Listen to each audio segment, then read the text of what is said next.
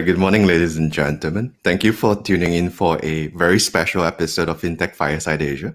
Today, I'm pleased to be joined by best-selling author, futurist, and founder of Moment, Brad King.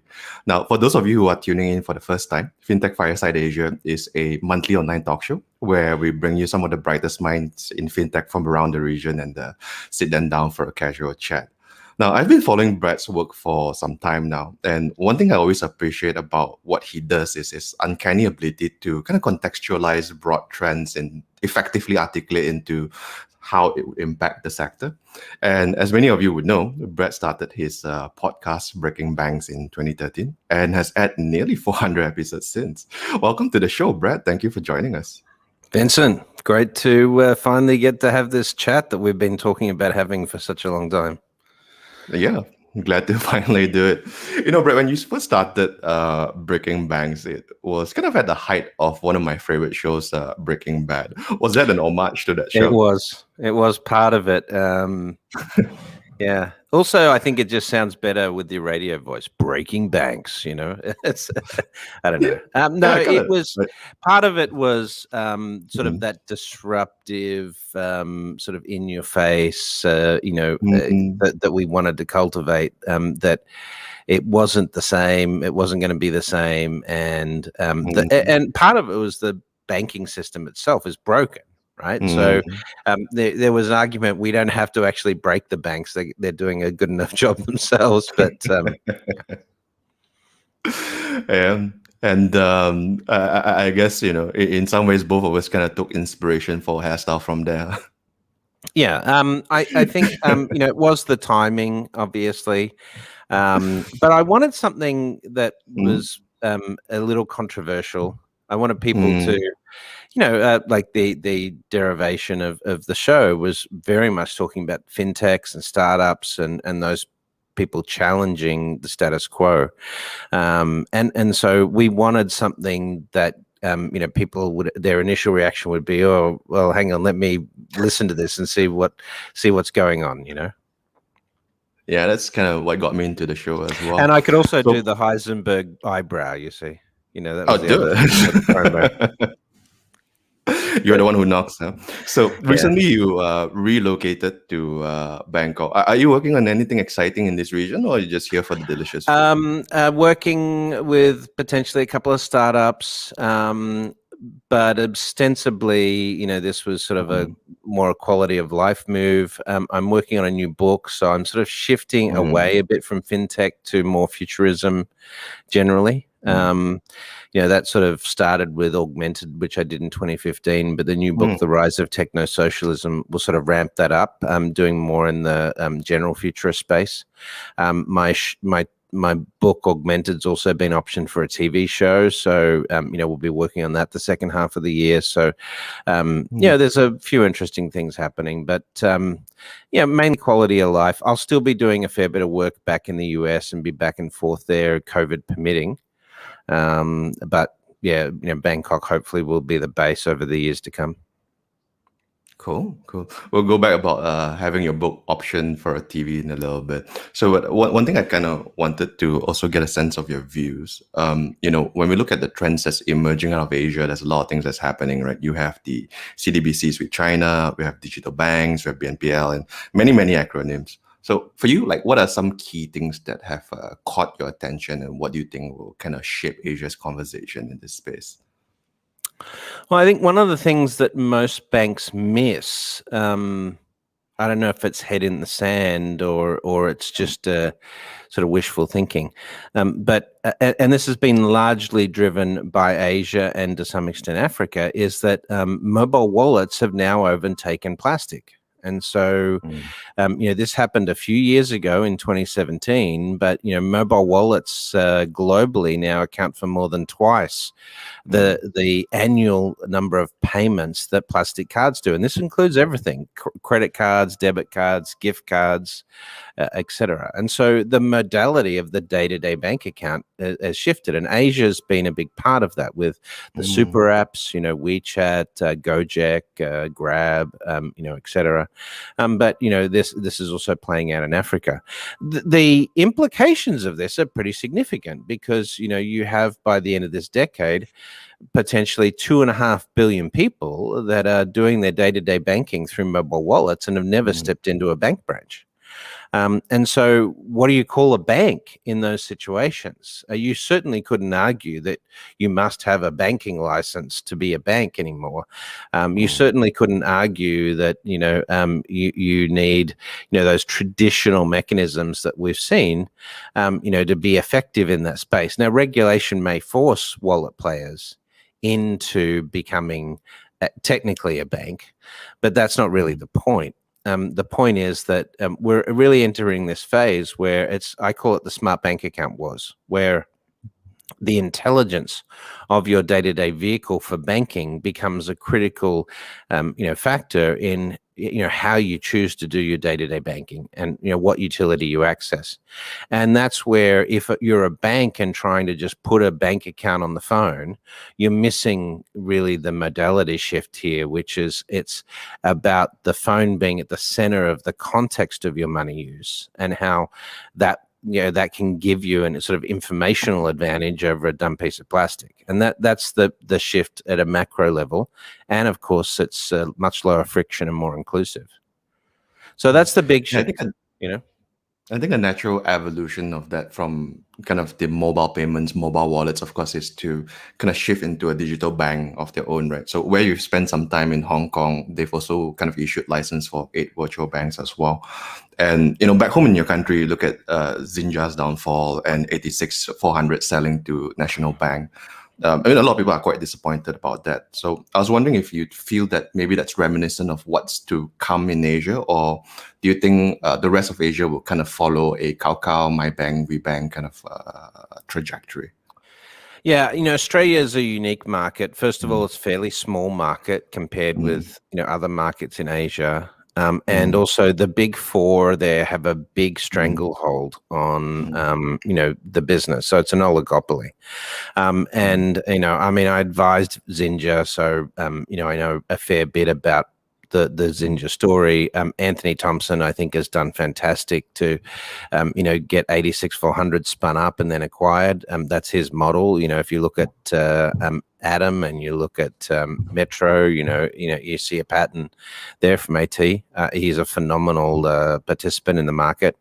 For Zinja, the problem came down to source of funding. They were caught in the conflict between China and Australia in this trade dispute most recently, and because their funding came from China. And so the APA, the authority in Australia responsible for the banking license, decided it was too risky to take that funding and have Chinese dominant ownership in Zinja, and so they basically didn't allow that funding source. And so, from a capital adequacy perspective, that sort of pulled the rug out from Zinja's feet, didn't give them many options. So I don't think the fundamentals were wrong with Zinja. I just think it was they were caught in a political moment. But in reality, it doesn't matter. Look at WeBank in China. Look at what's happened in China with the mobile wallets. They have been extraordinarily disruptive, and that potential exists in every market. We're starting to see it at different stages, but the UK also. We've seen challenger banks there really reframe the conversation about what is a bank and what a bank should be doing for you from a service perspective and from a CX and all of that. That set the standards, and Starling has just become a unicorn, and Revolut and Monzo, obviously, they've survived the pandemic fine and they're going on to strength. But look at WeBank. WeBank is the most profitable challenger in the world, over 200 million customers, $500 million of profit annually. But they're not the only ones. You've got Kakao in South Korea about to IPO. They're profitable. You've got Nubank in LATAM that's profitable. And so this sort of idea that is propagated by the traditional industry that challenger banks are really struggling is wrong. The fact is, challenger banks are reframing and redefining the market. They're showing that you can operate at a much lower cost of acquisition. You can operate at a much lower cost of scale and, operationally. And that's going to set the economics of this business going forward. At some point, market analysts are going to say to JP Morgan, they're going to say, well, hang on, Varo and Chime and Square Cash, they can acquire customers for $20 a customer, and their lifetime value profitability is just as good as yours. You guys are paying $350, $400 to acquire a customer. And you're doing that because you're carrying all this branch infrastructure. Why would you do that? Why the economics don't make sense. So I think that, and we're already seeing the effect of the mobile wallets and challenges in China really putting pressure on. Part of the reason I think Ant got special attention leading up to their IPO, and have a think about this, is if Ant had IPO'd back in, when was it, September or October last year, when they were looking at it, if they had IPO'd at that time, they would have become the largest financial institution in China. They would have become the third largest financial institution in the world. They would have beat out ICBC as the top bank, quote unquote, in China. And I think the optics on that are very threatening for the traditional banking sector in China. So I wonder whether that was a key element in the decision making to sort of restructure Ant. Now, they're going to come back. They're going to be their new valuation is the trade on the market right now is between 200 and 250 billion rather. But that is still makes them one of the top 5 banks in the world. Sure. And so it's very interesting. Well, I wonder whether the whole China's reining in on Ant Group was a result of the kind of impact on the financial sector, or it's a larger thing of it's definitely part of it, fearing Jack Ma's influence, But definitely played a role. Right? Jack Ma's a great ambassador for China innovation. He says that China is, there's a very much a dialogue that the US pushes, and I can say this from living in New York, that China's, this the boogeyman.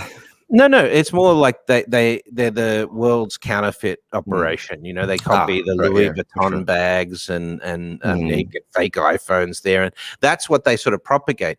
The fact is, over the last 10 years, China has made extraordinary leaps and bounds in research and development.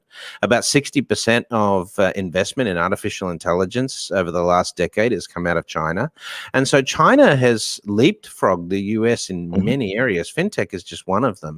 They're 7 to 10 years ahead of the US in fintech and techfin right now, and so that's something that the US I think doesn't really want to tackle or grasp. So there's a lot of that. But China's a formidable player when it comes to innovation these days, and fintech's an illustration of it. For sure. And I think you can definitely see that, some of this US and other Western countries are taking inspiration from China, right, with the super apps and whatnot. But I guess that leads me nicely to my next question. Like, when you think about where fintechs are and where fintech should go, do you think it's better for them to have a singular focus and be really good at what they do? Like, for example, Stripe, who recently have a $95 billion valuation, versus Ant, who you said earlier, amazing, right? So what model do you think is right for fintechs in general? Well, there's a couple of different drivers. One is sort of the consumer market and getting that sort of B2C type scale. There's always been that question of, can we have the Facebook of banking, the Uber of banking? What would it take to do that? And of course, it's the regulatory environment is extremely different. Every jurisdiction you're working in, you have to have your licensing, and you have to be regulated in each of those specific areas you're working in. That's very different to things like Uber or Grab, as an example. But at the same time, there's elements of, if you can get that network effect, then your influence is much stronger. So if you look at Ant and Tencent WeChat Pay, one of the most brilliant things about their growth, twofold, is that the first use case or scenario they built was the red packets, the IC for Chinese New Year. And, you give away your digital red packets, and once people have digital money in their wallets, they've got to spend it. So it's a great way to sort of get people to start thinking about using mobile wallets. And the other aspect is network effect. And so, how can you rapidly grow a new payments network? Well, it's maybe harder to do in the US and Europe because you've got to displace existing payment methodologies. But in China, you want merchants and you want consumers all sort of adopting this new behavior. So how do you do that? And by making it super simple, QR codes initially, and those sorts of a very easy merchant onboarding. All you needed was your own phone. You didn't need to buy point of sale software. You didn't need to sign a piece of paper to get an account on Alipay or WeChat Pay. You didn't need to go to a bank. So all lower friction and very easy to scale. And that was, I think, probably the biggest lesson from what the mobile wallets did, is that they've changed the ability for new entrants in the market to really take market share, because it's that ability to acquire customers at scale through technology, through digital, that they've really demonstrated very successfully. WeBank, as an example, the same. Their cost of acquisition is like $1.75 per customer. And so that, I think, has been super successful because of network effect. Harder to do that in the US and Europe. And so in the US and Europe, I think you have to differentiate more pragmatically. So, how do you do that? Well, Monzo, Starling, N26, Revolut, those guys did it with experience, customer experience, great app. And that sort of, I think Moven set some of the design patterns for those as well, which I'd be happy to get into. But, those guys have set a standard in terms of CX that now the banks are forced to sort of respond to and reach to. And so that comes with a more focus on how you fit into a customer's life. And the next piece of that, using AI and contextuality, buy now, pay later will become contextual credit that will be sort of activated depending on where you are and what you're doing behaviorally or location based, as an example. All that sort of stuff is pretty interesting, but it's much harder for traditional players to get that data, to respond in those ways. Their org chart is fixed to sort of products that are they're sort of in this multi-channel thinking, whereas for the new players, they don't have those restrictions. They don't have legacy process. They don't have legacy technology, and so they can really push the innovation cycle. So I think that it depends on what your market opportunity is, as to whether you go full let's build this massive consumer facing organization versus let's demonstrate differentiation day to day for people in banking, right? True. Those are some good points. I guess also depends on your funding as well, right? So you can only focus. Yeah, unfortunately, funding is a tricky one. Funding is dependent a little bit on timing. It's dependent on metrics like customer growth. Moven, we were the first mobile challenger bank in the world, but we were too early. We had you were really the OG, actually. Yeah, we had 250,000 customers back in 2014. We couldn't get funding because no one sort of believed challenger banks would really work. I mean, this is even before Monzo, for example, even existed.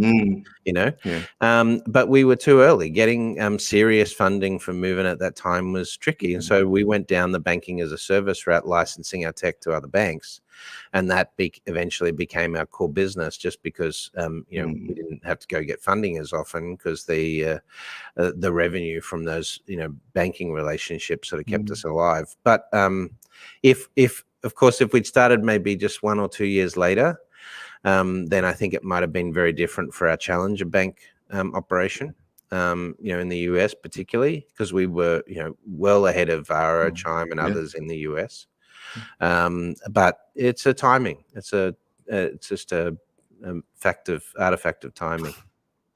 But looking back, like if you were able to kind of revisit the strategy, or if you were able to change things, would you have gone down that route of like launching later, where the market is more accepting of digital banks, or would you think that your current path of providing banking as a service be a better path for Moen as an organization?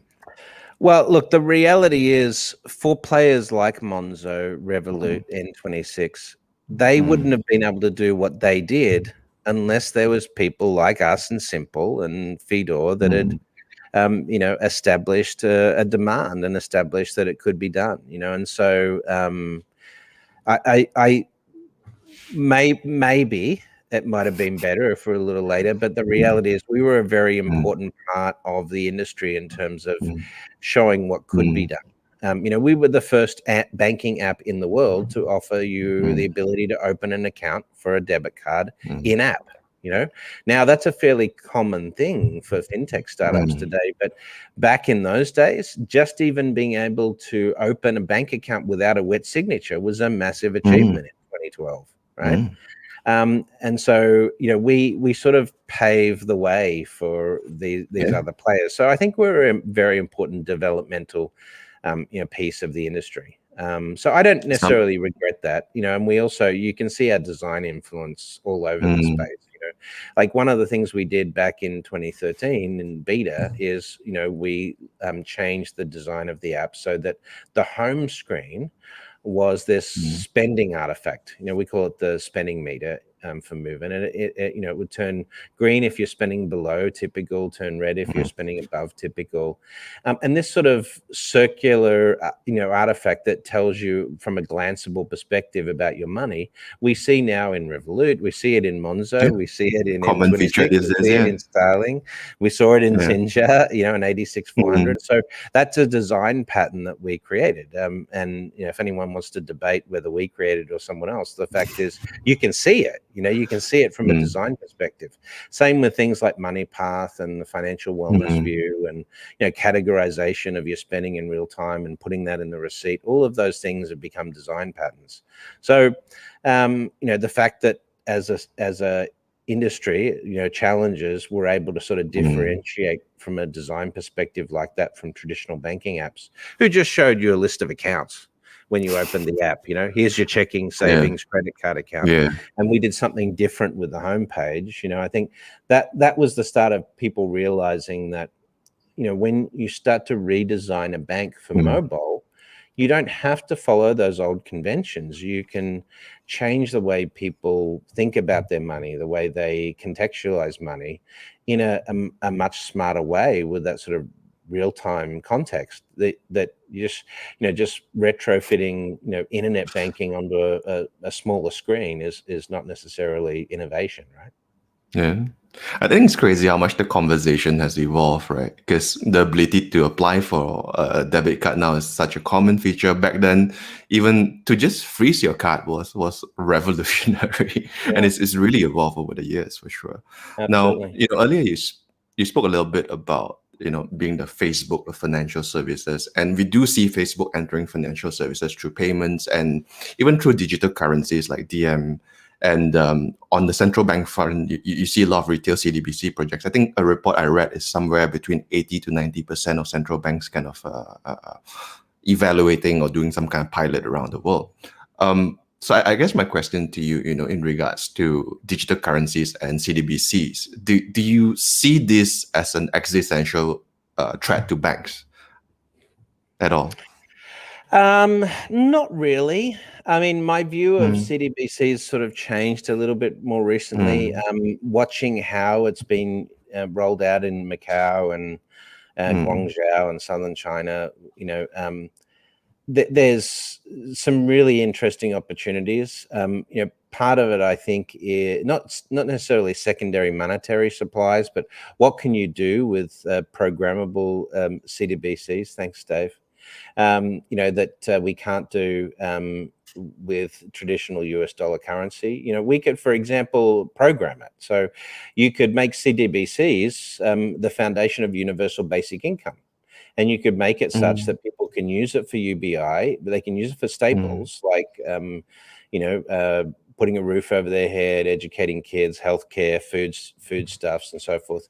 But you can't use it to buy a new iPhone, right? So you could program it such that it's it could sort of stimulate or support the UBI model, as an example.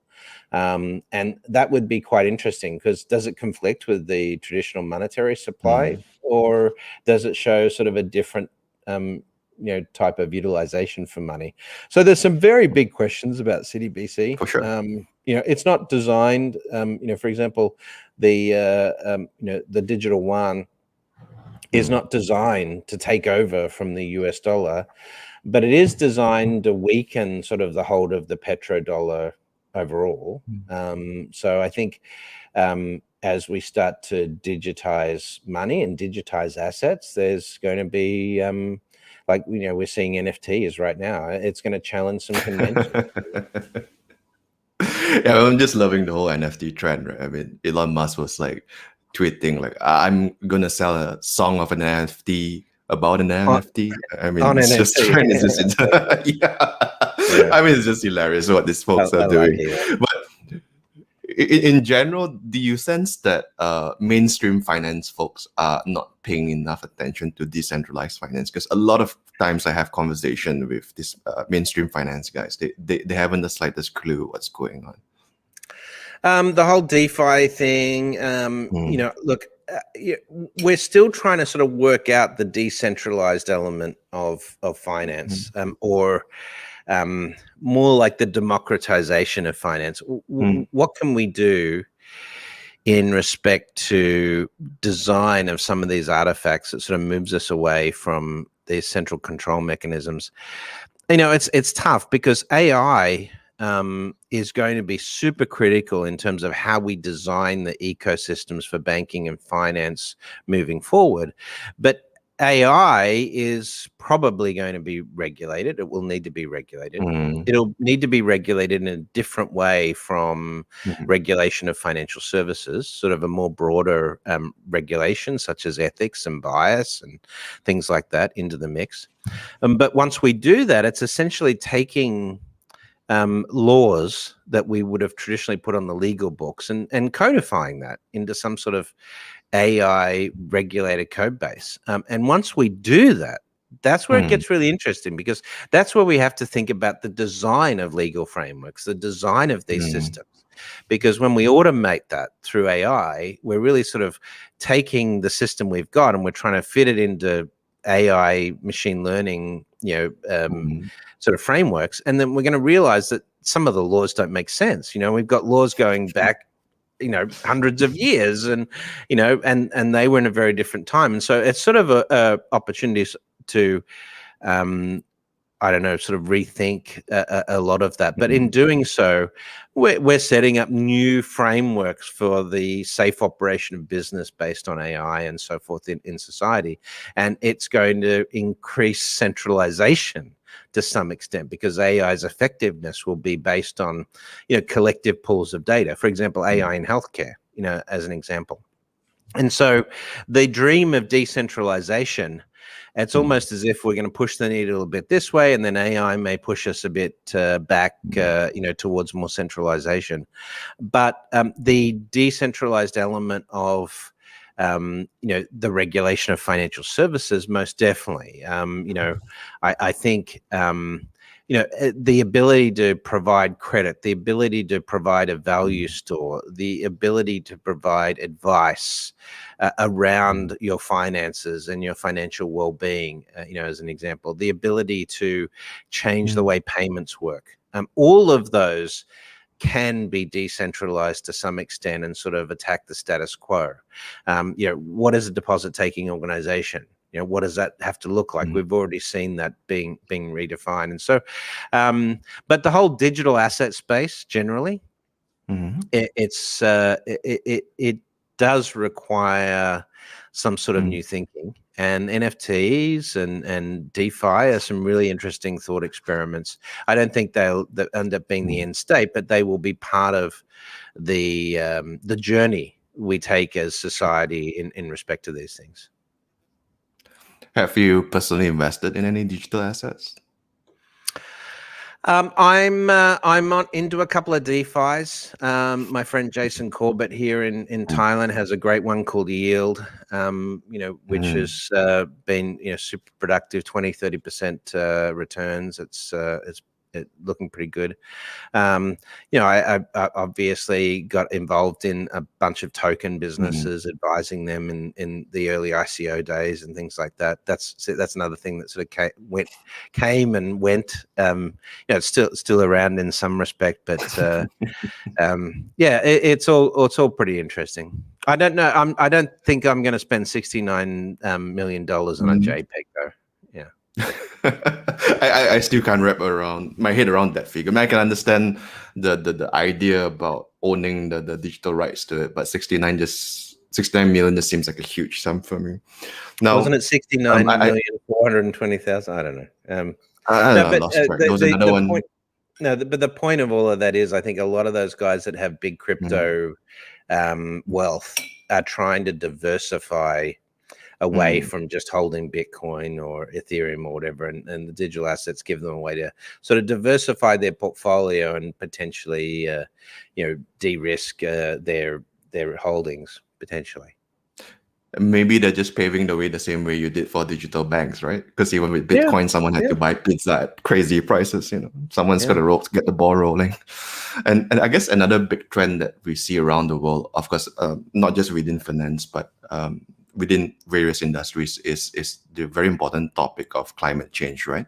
And it is a big global issue, and countries like Singapore have taken active steps to kind of position themselves as a green financial hub. I think last year during the festival, they announced that they've earmarked probably around 50 million Sing dollars for green fintech initiatives. Do you see this broader trend happening around the world? How do you think the impact is? And how do you think fintechs and financial services will do different business differently in light of this whole climate change issue?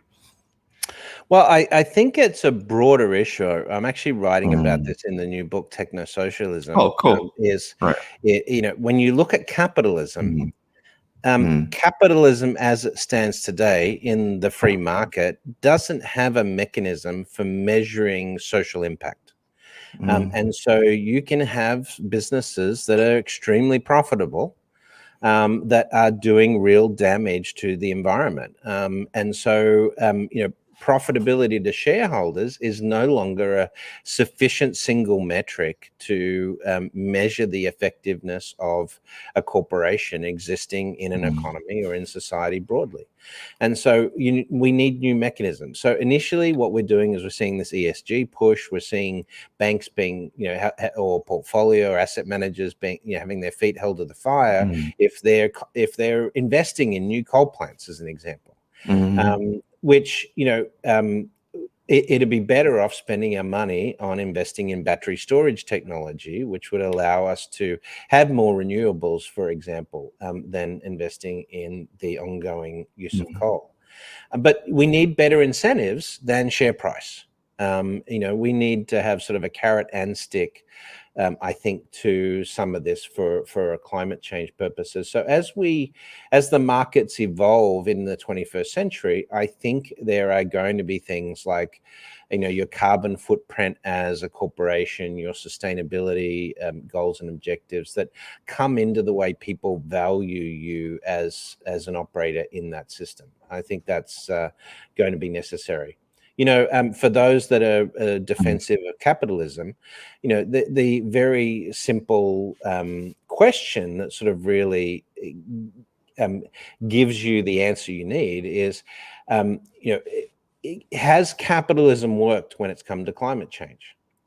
Has it provided us with all of the mechanisms and levers we need to arrest climate change? And the answer is clearly absolutely not. If it had, then fossil fuel companies would have had their feet held to the fire back in the 1970s.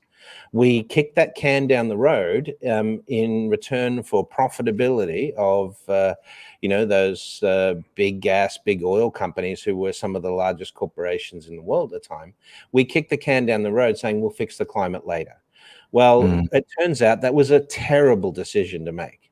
And so, from a design perspective, capitalism in its current form is not well positioned for the 21st century economies that we're looking at. So we need to introduce something that gives us those appropriate measures. The way I like to illustrate it, Vincent, is talking about the Martian economy. You mentioned Elon Musk. Elon Musk is going to strand humans on Mars over the next couple of decades and establish a human, a population there. And what would the economy of Mars look like if you were building it, for the 21st century for human expansion there?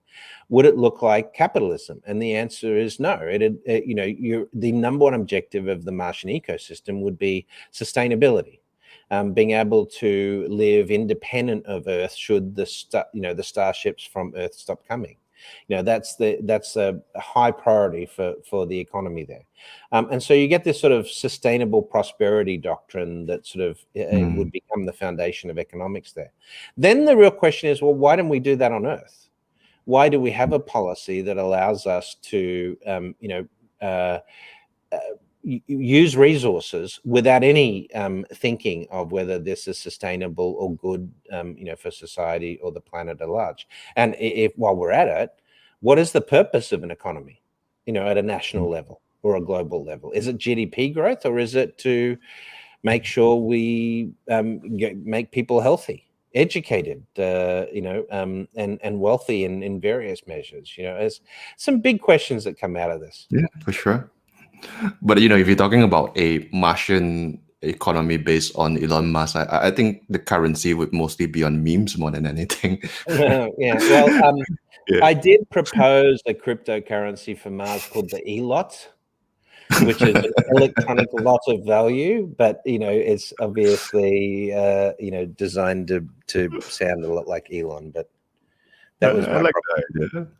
I like the idea, but I guess you're right. I mean, even when Jack Ma sat down for a conversation with Elon, Jack Ma did kind of emphasize about why can't we do this here on Earth, right?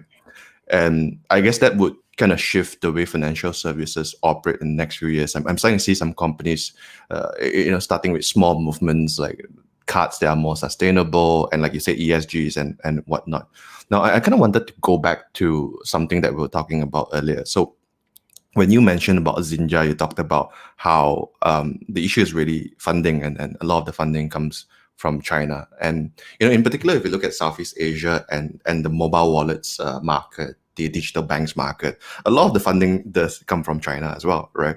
So do you foresee similar challenges happening around the ASEAN region, you think?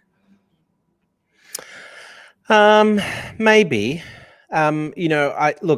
I think there is a little bit of a sea change here. I think if you're in Asia and you're a Gen Y or Gen Z, your view of China may be quite different from a Gen X or a baby boomer who sees China as sort of this disruptive challenger to the US model of democracy and capitalism. When in reality, China will be the largest economy in the world, this decade, sometime in this decade. And so I think many people in Asia will think of China in the 21st century like, Europeans and Australians and New Zealanders thought of the US, in the 1970s and 80s as the most successful economy in the world and one to be attached to and to be followed. And so I think, that's why part of the reason for my move to Bangkok, I think this is the Asian century, powered by China. By 2030, this is what's super interesting is, you've heard the acronym BRIC, right? Brazil, Russia, India, China, to the top developing nations. Well, the reality is by 2030, the BRICS will be 4 of the top 5 economies in the world. And so as a result, US will be the only traditional developed economy that's still in the top 5. And so, how are you still calling them developing economies? At that point, it's sort of crazy because, they're the largest economies in the world. And they and there's going to be some conventions that are broken in respect to that. So, I think, No, I think China will just like we thought about the US, in the second half of the 20th century. I think that's how we'll think about China, coming through to 2050. I think some would even argue against the logic of calling US a developed country these days. I mean, it's really the most third world developed country. It may be reverting to a third world country in many respects. I mean, the inequality problem in the United States is quite serious, and you've got a large section of the United States that doesn't really want to fix it. It's becoming sort of a neo-feudal state in many respects. Yeah, and even I the know whole that's controversial. I did probably say we too, could be right? controversial today, right? Thank you for holding on to your promise. Yeah. But I guess in some ways, one thing that kind of surprised me also was during the whole COVID crisis, they had this whole stimulus check. And they had this issue with like distributing it because it was run on COBOL. And it's like, wow, I didn't realize that's still a thing. It's crazy. But yeah. Bring back COBOL. Yeah. I kind of wanted For to those talk of you about, that don't know, COBOL stands for Common Oriented Business Operating Language. I don't even remember. Yeah. Common Business Oriented Language. That's what it stands for. Yeah, that's a name you haven't heard of in a long time. Yeah, I kind of wanted to. I used to be a sorry, go coder. ahead. So I used to be a coder back in the day. Yeah. Reminiscent of your previous life, huh? Yeah. I kind of wanted to go back to the topic of BNPL, right? And buy now, pay later schemes are particularly popular in Australia, where your hometown is as well. And, we're seeing so many players in ASEAN and Asia as a whole moving into that space, right? We have super apps like Grab, we have like C Group with Shopee also introducing BNPL services. But there are many arguments against BNPL as sort of evil. They've been branded sort of as evil by a lot of like financial planning guys, thinking that it's not a healthy kind of financial practice for consumers, pushing a lot of consumerism. What's your view on that? Do you think BNPL is a force of good for society or a bad thing for society as a whole? Neither. I think the reality is it's a shift in context of credit. Right. That's the key thing that I don't think, the competitors who are going after BNPL now and saying, oh, it means that people are going to use more of their share of wallet on stuff they can't afford. I mean, look, why don't we say that about credit cards? It's exactly the same issue with credit cards. Credit cards are misused, and the banking industry relies on that misuse. We promote credit card rewards and cashback to stimulate payments on credit cards when people can't afford to use them, right? And so, the industry, it's pretty rich to have the traditional players now calling out BNPL for essentially what they've been doing for the last 40 years.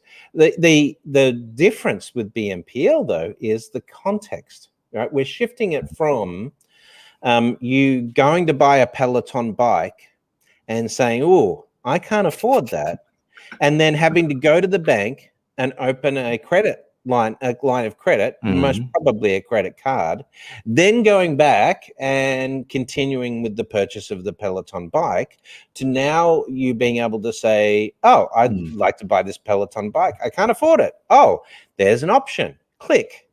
And it's there contextually in the purchase. So you don't have to now stop the purchase and go to the bank and enter a separate purchase process for a line of credit. It's just embedded in the transaction. And that's the shift in contextuality of the credit that we're seeing with buy now, pay later. And that's going to happen with every aspect of finances. This is a smart bank account wars, right? It's embedded finances in the world around us. Banks think they're special enough that they can stop you from doing whatever you're doing, buying a car, buying a home, going on a trip, going shopping. They can stop you from doing that and control that because you have to come to a bank and get a bank product before you can do those things. And that's the model that's breaking with BNPL. That model of, that where you need to treat banking as a separate transaction environment. Instead, it's just going to be embedded in the world around us. So you say it's breaking banks, huh? It's breaking something, yeah. But yeah. But yeah, normally I would take some questions from the audience, but I've just enjoyed our conversation so much that I have I quite a like number Dave of questions for Jabino. you. He said object-oriented COBOL for the win. Thanks, Dave. That's great input. Yeah, someone pointed it out for us. Yeah. So let's go back to the topic about your book being optioned. I saw starring Sam Neill, was it? I love that guy in the Peaky Blinders. What's that all about? What does that mean for your book? Well, so they're still raising some money for the pilot. We're talking to a few players about participating in that. Filming will be in the Cool. fourth quarter in New Zealand. Sam Neill has attached himself as a narrator and participant in this. Mhm. It's sort of if you guys are familiar with Augmented is sort of my book about, the subtitle of Augmented is Life in the Smart Lane, and it's how technology will change the way we live and work. And so, they really sort of wanted to do a 6, maybe 10-part series on, how our life changes with artificial intelligence and technology around us. It lends itself Right. very well to sort of a futurist sci-fi type, docuseries. And so, it's been optioned. We're working on the content for the first 6 episodes, maybe with an option to extend to 10 if we get the right funding, and we'll work on the pilot later in the year. So hopefully, with the vaccination, I'll be able to travel down to New Zealand and be a part of the filming as well. Very cool. If someone plays you, I would like to nominate Bryan Cranston to play your role. Well, I was thinking Bruce Willis. We got the same hairstyle. Yeah, I know it works, right? No, well, Yeah. the reality is, hopefully, I get to play myself. Mm. Hopefully, I get to be Yeah. on the show, giving my thoughts as the author and the futurist attached to the book.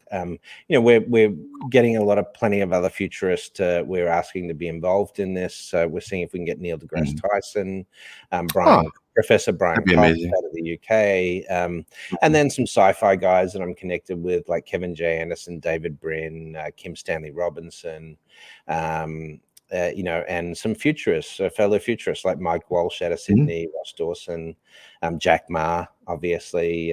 Hopefully, we'll see where it sort of lands. I've got Very a cool. good Jack Now, Ma story, actually. Can I tell yeah, it? what does it tell us? Yeah, So, tell us all about it. I'd love to hear as more. most if those listeners or viewers that know me and have seen me in the space, they'll know that I was in the internet space before I was in sort of the pure fintech space. So this sort of goes back to 99, 2000 Mm. during the .com boom. And I was like the guy. So in Asia, back in those times, I was based in Hong Kong. As you recall, that's where we met. Mm. I was in charge of the Asian Internet Awards, which was a Fairfax initiative back in those days during the .com. And we had a big event in 2001, the Asian Internet Awards. And we basically came down to 2. We had to nominate the Entrepreneur of the Year, and it was between Jack Ma and a guy from Daum in South Korea. I pushed for Jack to get it. Jack got it, and so I spent the evening with Jack Ma. I presented him with the award as the Entrepreneur of the Year for 2001. But this is before Ali Baba was even a big thing, and so I like to think we made a pretty good bet back in 2001. You saw it from way before. Yeah. That's pretty cool. That's a nice little anecdote. Now, before I let you go, I got 2 last questions for you. I guess we've been talking a lot about N Group. We've been talking a lot about VBank and Tencent. Other than these obvious suspects, what are some of the Asian players in the fintech space that has caught your attention? That's a good question. Well, obviously, I'm quite interested in the Singtel Grab Mm, partnership out of Singapore. As a player for mm, alternate, sort of a conglomerate going fintech. I think that's quite interesting. Something that a lot of people in the West wouldn't know about, of course. I do think the Hong Kong and Singapore fintech charters have been formative at sort of extending that model. So I think that's generally important. Grab, of course, and Gojek are both interesting players in the space. They tend to have gone on a slightly different trajectory to, say, Uber, in respect to penetration across Asia. For Gojek particularly, that I think they're going to become a force to be reckoned with in Indonesia and beyond. I use Grab here in Thailand quite frequently, so I'm interested in that. So I think there's those players. I'm also very interested. There's some smaller startups dealing with AI and things like that coming out of New Zealand and Japan. The aggregator platforms, open banking platforms, Moneytree, and Japan, for example, we work quite closely with them at Movin in terms of our Japanese deployments, like KFG Bank and things like that. So I think they're an interesting player. There's a bunch, transfer wise is not necessarily Asian. Not really Asian, but it counts. But their influence on the Asian market from a remittance perspective, I think is pretty interesting, and we'll start to see, if you think about the Philippines and Bangladesh and Indonesia and so forth that have a large remote workforce, money flows around them and on mobile is pretty important. So and then you've got Africa, right? I know we're talking about Asia, but Africa, is going to bear all of these new startups because, Asia is sort of at least on a bit of e-commerce. We're a little slow on e-commerce compared with, say, the US and Europe, but, m-commerce in China is obviously, much bigger than e-commerce these days. But Africa is just going to start from m-commerce. And so I think that will produce potentially new business models out of there as well. Kind of just leapfrog the whole thing, right? And you're right about Wise. I mean, now known as Wise, they've inspired a lot of kind of business models in this part of the world, right? In Malaysia, we have Money Match. In Singapore, we have Newman, and so many other companies that's working in this space as well. Exactly. So just one final question before I let you go. So like you said, you predicted that mobile payments will overtake plastics by 2016, 2017. So I predicted 2016 and it happened in 2017. I got pretty lucky with that one because people thought I was crazy. Because I made that prediction in 2009, with the Book Bank 2.0. It doesn't seem so crazy now, but it was pretty crazy back then, even when I read about it. So what other crazy predictions do you have for us before you go?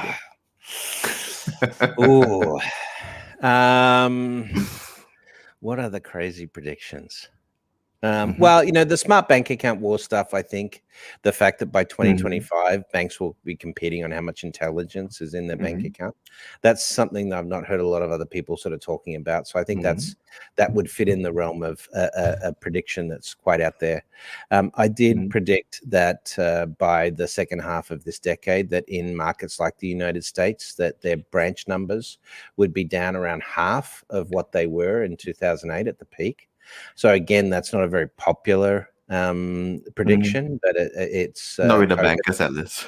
Yeah, COVID has sort of accelerated the likelihood of that. But I don't know. I don't do big predictions on things like AI necessarily, like when we're going to have hyper intelligent AI. But the one thing I guess that is going to be quite controversial out of the new book is I basically, techno-socialism talks about the fact that AI moves big government to become small government because of reducing costs. And the climate and rolling pandemics and inequality create a much more collective view of humanity as a species and as a society. And so that sort of drags us very much into the middle of the political and economic spectrum in respect to the future. That's going to be certainly controversial because socialism in the United States is like an evil word right now. It's a dirty word for that. Yeah, but my argument is pretty simple: is if let's look at homelessness. There's an estimated 2 million people homeless in the United States after coronavirus. That's up from 500,000 a few years ago. Right. So homelessness has become an extreme problem. People living in their cars and things like that. And so you look at that and you say, well, that's really bad. But then when I tell you 17 million homes in the United States are empty, then you're like, whoa, hang on, that doesn't make any sense. We have the ability to fix a lot of these problems. When the cost of delivering universal healthcare is lower than the cost of opposing universal healthcare, as an example, using artificial intelligence and gene therapy and things like that, would we still oppose it as socialist? So that's sort of I think the most controversial sort of position that I'm taking in the new book is that, that climate is going to force us to be much more collective in our nature as a human species to fix that problem. And to do that, we must sort of essentially leave behind the quarterly annual profitability views that have become so embedded in markets and capitalism, and that we must think longer term. We must think more collective, and humanity is at our best when we work together, not work against each other in this sort of faux competitive environment that we create with capitalism. The true shift in the 21st century will be that the human species learns to use technology to work together, not against each other. That and not is against one our bold best prediction. Yeah. So I'll check in again in 5 to 10 years to see how much of this has come true. I look forward to it. All right. So with that, it only leaves me to thank you for your time. Before you go, would you like to tell our audience when they can expect your book and where they can get it? Yeah, so technosocialism will be out September, October. There'll be a site, technosocialism.com. The website's not finished yet, but it will be in the next, I think, 6 weeks or so. But you can go to brettking.com as well and check it out there, or catch me on Twitter, Facebook, Insta, Clubhouse, etc. Even Clubhouse now, yeah. Well, thank you, Brett. I'll leave you to going back to writing your books. Thank you for joining us, and take care now. No problem. Thanks, Vincent.